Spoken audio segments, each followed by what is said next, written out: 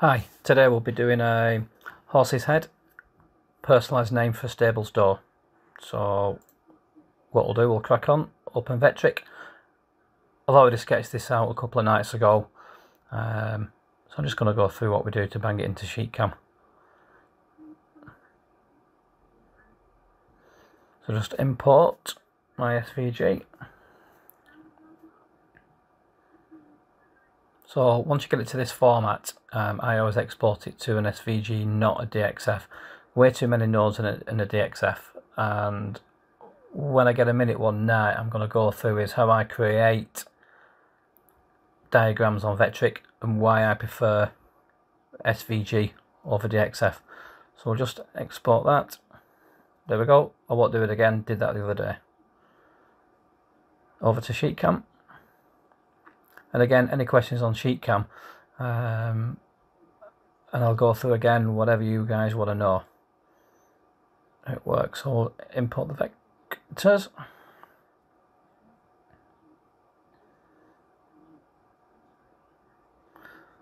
Normal standard, orientation, bottom left, and there we go. So again, usual case, we've just got to work out what's an inside cut and what's an outside cut.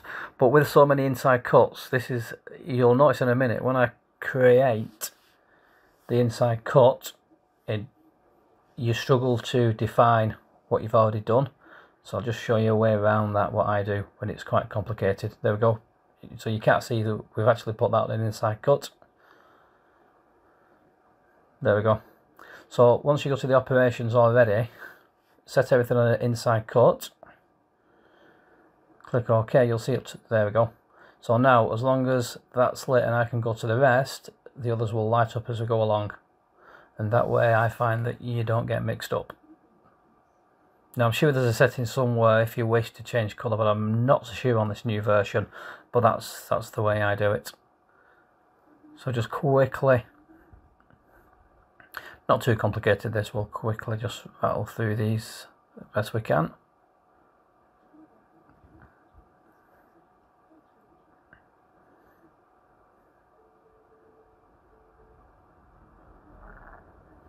And again, if you get any questions about my tools on the left hand side, I think it was a gentleman, I think I helped out in the week, that all these was completely wrong and his new CNC didn't cut, so I remoted onto his PC and obviously set those.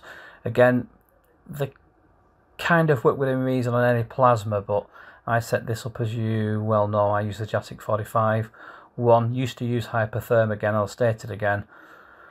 I just prefer the Jasic 45, not because, like I said, they don't pay me, no one pays me to do these, but cost per cut, for me, hypertherm wasn't really worth it. Might change in a year or 2 years, who knows, but currently at the moment, Jasic 45 for what I cut out up to 12-13 mm thick is sufficient. And again, the tips for those things, I think about £2.20 each. So the hypertherm ones are certainly not that. So I'll quickly come to the end. And by the way, the little horseshoes here with little holes, I don't use those with a plasma. I'll drill those out. They're way too small. Now, as you noticed, I made a mistake on the diagram, and I'll show you in a second, where near the horse's nose here, I didn't join the nodes, so I'm going to show you what you get on here when it doesn't complete the path. Just quickly.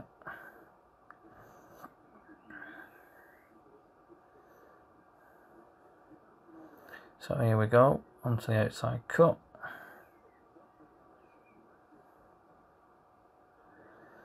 Outside cut. So in a minute, you'll see